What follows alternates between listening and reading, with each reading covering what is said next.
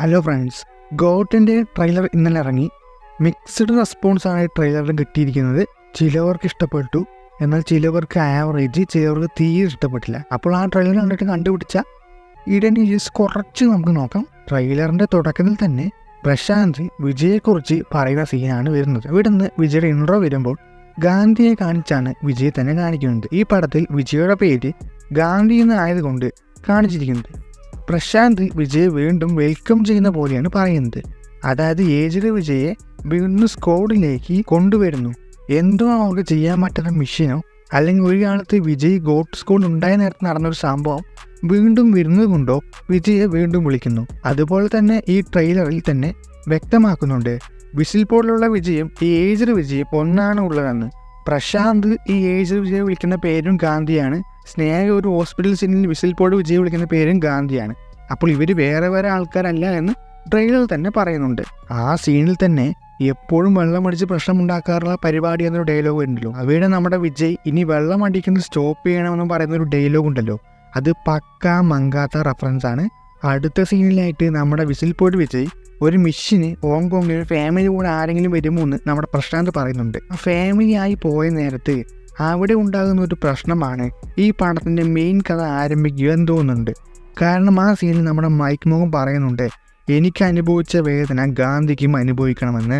അതായത് ഈ got ഗ്യാങ്ങും mic മോഹൻ്റെ ഗ്യാങ്ങും തമ്മിൽ ഏറ്റുമുട്ടിയിട്ട് ഗോട്ട് ഗ്യാങ് ഇവരെ എല്ലാം നശിപ്പിച്ച് എല്ലാം തീർന്നു വന്ന് വിട്ടു പോവുകയും പിന്നീട് ഒരുപാട് വർഷങ്ങൾക്ക് ശേഷം മൈക്ക് മോഹൻ്റെ ഗ്യാങ് തിരിച്ചു വരുന്നു. മൈക്ക് മോഹൻ മരിച്ചിട്ടില്ല, വീണ്ടും റിവെഞ്ച് എടുക്കാൻ വരുന്നു.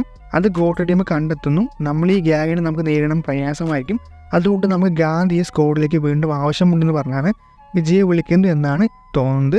ഗാന്ധി ആണെങ്കിൽ എല്ലാം റിട്ടയർഡ് ആയൊരു ക്യാരക്ടറാണ്, ഒരുപാട് ഏജ്ഡ് ആയൊരു ക്യാരക്ടറായിട്ടാണ് ഗോട്ടിൽ പ്രസന്റ് ചെയ്തിരിക്കുന്നത്. ഇവിടെ എല്ലാം തന്നെ നമുക്ക് പ്രെഡിക്റ്റബിൾ ചെയ്യാൻ പറ്റിയ പ്ലോട്ടാണ്. അതിനുശേഷം ഈ മൈക്ക് മോഹൻ ഗ്യാങ് മുമ്പത്തേക്കാളും പവർഫുൾ ഗ്യാങ് ആയി മാറിയിരിക്കാൻ സാധ്യതയുണ്ട്.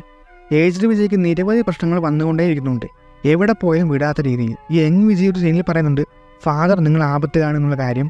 പക്ഷേ എനിക്ക് ആ ഡയലോഗിൽ ഒരു രഹസ്യം ഒളിഞ്ഞു കിടക്കേണ്ടോ എന്നൊരു തോന്നൽ എനിക്കുണ്ട്.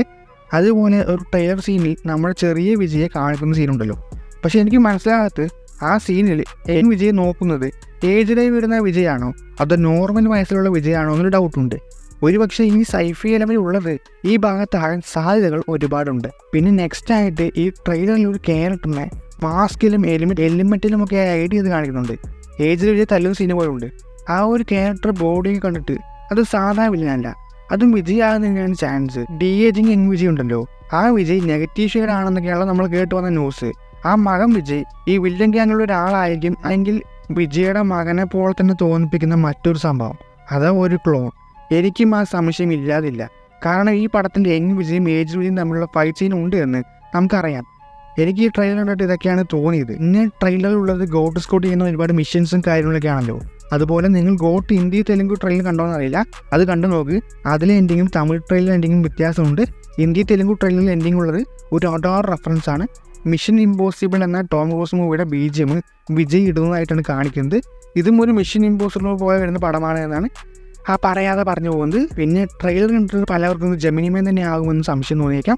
എന്നാൽ വെങ്കട് പ്രഭു ഇന്നലെ നടന്ന പ്രസ് മീറ്റിൽ സ്ട്രോങ് ആയി പറഞ്ഞു ജെമിനിമനായിട്ട് പടത്തിന് ഒരു ബന്ധവുമില്ല എന്ന്. ഇത് വേറെ സ്റ്റോറി, അത് വേറെ സ്റ്റോറി എന്നൊക്കെ.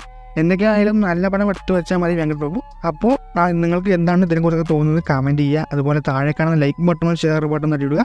സൈഡിൽ കാണുന്ന സബ്സ്ക്രൈബ് ബട്ടണും ബെൽ ബട്ടണും തട്ടി കൊള്ളായിരുന്നു. ഇന്ന് പിന്നെ മറ്റൊരു വീഡിയോ ആയിട്ട് കാണാം.